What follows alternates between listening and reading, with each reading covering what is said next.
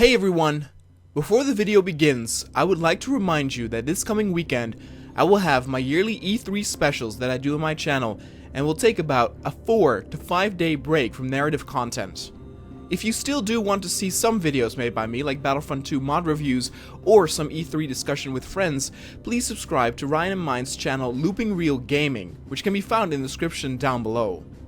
These E3 videos usually don't do very good, but I purely do them for myself as I love E3 so much, and up until now all E3 videos I've done have always been copyright claimed, so I don't earn anything from them, so that is just also to prove that I purely do them out of fun. As I am doing 5 shows, the videos can become a bit spammy, so if you are not interested in E3, please take a quick break from my channel and then come back next week. While listening to pre and after shows of E3, I will of course still be editing and producing narrative content to hopefully have 2 narrative Hearts of Iron episodes ready for next week. On another note, as you can see, this is the final episode of this series, and please stick around at the end to hear my thoughts on this series as a whole.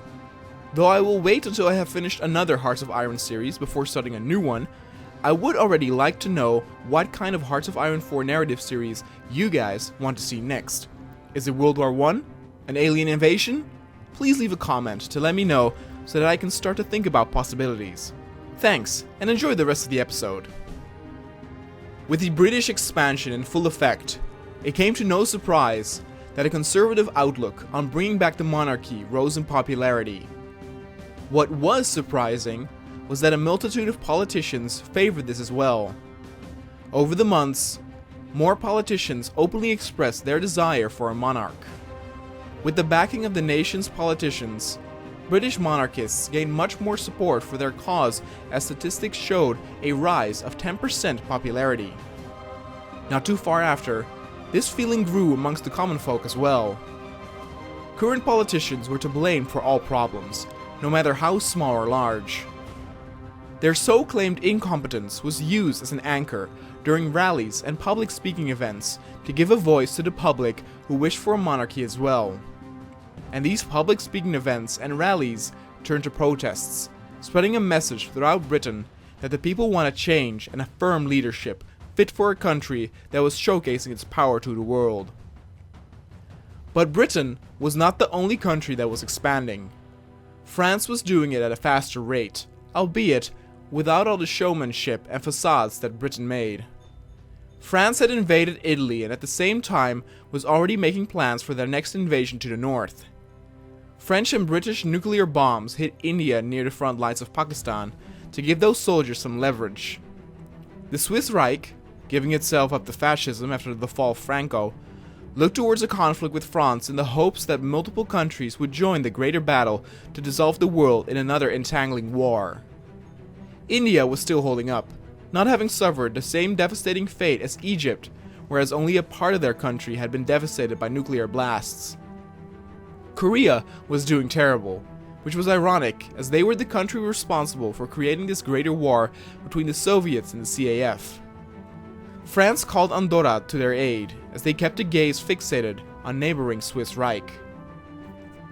With France entering Italy and Luxembourg, they had declared war on several countries that were in NATO, bringing escalation up to a full-blown world war. Though Britain was not yet involved, France called them to join as their ally.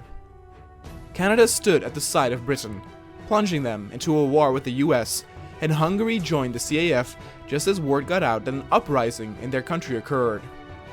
A massive group of protesters requested that the Hungarian government put in democratic reforms, Hungary be allowed into the UN, and freedom for all. The Hungarian government replied by saying no, that the protests stop. The protests did not stop, and only got worse. Cities around Hungary chose sides on whether to be with the democratic Hungary or the communist Hungary. The Hungarian army had been deployed along with the Soviet army for a civil war. The Swiss mountains made it difficult for French troops to traverse, but atomic bombs once again seemed to provide a solution. In Britain, things had escalated. The claimant to the British throne had gathered an army of a few thousand men and stormed the capital of the UK, demanding for a referendum to take place deciding whether or not to instate the monarchy. It was unlikely that the general populace would react peacefully to a rejection of this demand, and thus the referendum took place, putting the House of Windsor at the ruling party. Shortly after, the uprising Hungarian People's Republic had capitulated. It was a quickly achieved victory for the CAF. Things escalated rapidly. Belgium also stood no chance against the superior France and surrendered its lands to its southern neighbor. Holland was next. But then, an atomic bomb fell on the British soil, near the city of Dover. Things turned to a nuclear war from both sides. A week after the invasion of France, the Dutch also surrendered. They were able to hold out 4 days longer than against the Germans back during World War II. Canada, that had joined Britain's side, had to endure the wrath of the US, which was eager to get involved with the conflict after sitting at the sidelines for so long. France completely overwhelmed Italy as the units headed down south. India, though losing territory in the north, was able to keep most enemy forces from dominating their southern regions. America ate away at Canada's claimed grounds, as their troops were driven towards the sea to be cornered and left to their fate. Robert Taft realized, by getting a victory over Canada, the US's military and political power would rise to such an astounding height that they would hopefully be able to fight both France, Britain, and the Soviets at the same time. When it came to technological and military expertise, the American tanks were expensive but very effective. Through connections on the black market, the French government started to take steps to acquire American tanks for their armies. In India, a mixture of French, Pakistani, and British soldiers continued to march and rain down hellfire on India. But the giant landmass slowed things down. Italy at the same time was on the brink of surrendering. At the end of 1956, the Soviets managed to pull off a naval invasion on British soil, hoping to quickly divide the country and take hold for more reinforcements to come in. If Khrushchev could get his hands on British nuclear power, he would win the war. But what Nikita did not foresee was that Britain was willing to go as far as to bomb their own country, and nuclear fire burned both enemy and ally. This made the general populace question their position on the monarch. With bombing Britain, there would not be a kingdom to be proud of left. At the same time, the Soviets had also landed in France. The French government vowed to use the same tactics of bombing the cockroaches out of their country, and advised its citizens to take shelter in the many nuclear bunkers erected throughout the years. The situation in Korea had stabilized a bit as they tried to make their way up north again. There was still resistance against the French in the northern parts of Holland, and wherever suspected enemy positions were mentioned, multiple bombs were dropped. Britain poisoned its own ground and once proud nation as visions of madness took over, filled and fueled by the tempting sweet words of absolute power and control. The Soviets were everywhere, and every time Britain answered with blood. As the countries concerned themselves with the home invasion, the news that Canada had capitulated came as a surprise. Only a tiny piece of land was left in control of the Canadian resistance, and the French and British would immediately send troops to at least hold the harbors in order to keep sending reinforcements. If those harbors would be lost, it might be impossible to invade America altogether. The troops of Italy had spirit. There was no way they would win, but they still had not thrown in the towel. But then finally, on the 23rd of January 1957, the last resisting soldiers broke and surrendered themselves, giving the French even more power. Countries amongst the different factions also sent out nuclear bombing runs to cripple down on cities and the populace. In Africa, the war could be felt as well as nations tried to snag away previously conquered territory from one another. Countries like Mauritania hoped to claim French territories they thought the French government was occupied with other fronts, but their hopes proved to be false, as their world was laid to ash as well.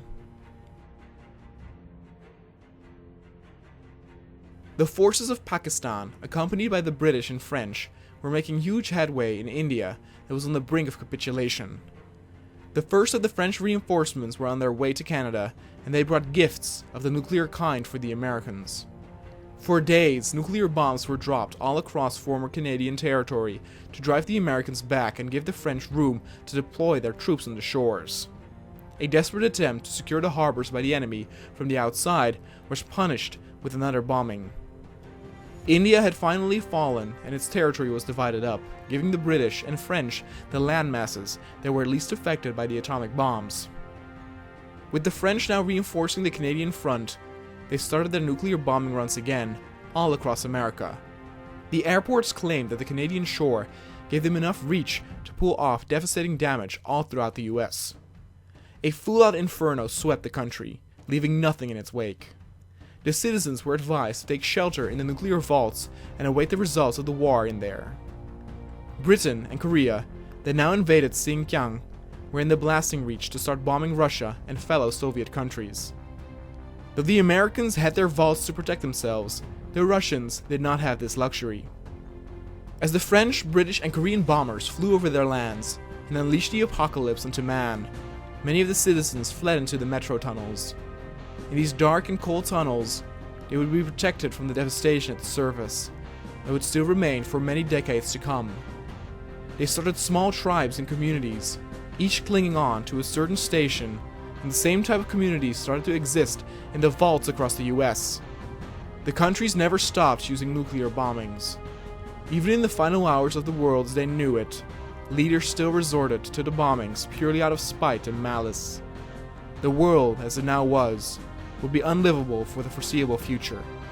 But one day, hopefully, man would rise once again from the vaults or metro tunnels and repopulate the world to bring back its beauty of what once was. Hey everyone, and thanks for watching. You might be a bit surprised to the sudden end, but the truth of the matter is that me and Raz stumbled upon a crash that we just could not work our way around, even with reloading earlier and earlier saves. Raz also mentioned that he experienced enormous lag, making it almost impossible for him to play, as he could not properly give out orders. That is why I decided to end the series here, and hopefully the reference to Fallout and Metro made it at least somewhat of a bittersweet ending. This was the very first HOI4 narrative story that I did in a multiplayer format, and I think I learned a very valuable lesson from this. I believe this series works much better when it's just me playing it. When I started my successful modern zombie narrative series, I remember wanting to do future series with other people, as I thought it could make things interesting and strategies could be discussed that could make for fun stories. But having experienced this now with only one additional player made me realize how inconsistent the story can become and escalate into chaos, making it really difficult for me to make a story that makes sense.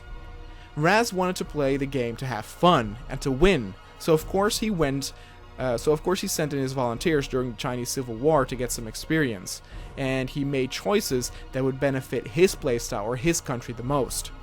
He did all the moves to be as efficient with his power gain, but it did not make much sense from a story perspective. For example, Raz went really early to DEFCON 1 to maximize war efficiency, even though he was not in a state of being threatened by war.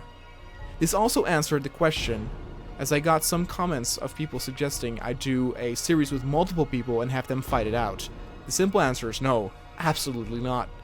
Not only would it be really difficult to keep track of everyone and making that into an interesting story, people would play it to win and make decisions that would go against the country's policy or nature. When I play a country, I try to kind of roleplay it and make a minimum effort on the consequences involving other nations. The exception, of course, was this series, where when we got kicked out of NATO, we decided to just use this mod's nuclear system, as you could have as many facilities as you wanted, which resulted in the huge number of atomic bombs falling everywhere. I think it was good to come to the realization that these narrative stories on my channel work best if only I play as a country, as it can also bring a certain theme to a series, like the Desert Rangers, or the retaking of the crown in Canada with the Kaiserreich. You can then come back to those mods or those series later and have a different perspective. That also makes the story more interesting than just me watching the AI, as some comments have suggested, but I also blatantly refuse this, as there are already multiple channels doing that. So I believe we should see the positivity out of this one narrative series, so that all future ones will be awesome and great stories to tell. I personally love this mod. The Cold War or Iron Curtain mod got a bit of hate from some of the commenters in the first episode, but I personally love this time span, as so much is happening and the creators have updated the mod multiple times since I filmed this series, so I definitely want to come back to the Cold War scenario in the future. When I visit it again though, I will turn on historic accuracy, as I found out that story-wise, it's a bit more fun and easier to find content and reference to those occurrences. I also wanted to use various games referring to the Vietnam War or even the World in Conflict game, and I never got the chance because of historic inaccuracies. I have nothing but love for this mod, and even though this series might be my least favorite out of the 4 I have been working on, it has nothing to do with the mod itself, and I cannot wait to properly tackle the Cold War era again in a future season. I will first take a break though, and make a series on another topic. So please let me know in the comments what kind of Hearts of Iron 4 series you want to see. World War I? World War II? An alien invasion? You name it. Thanks so much, and I will see you guys next time.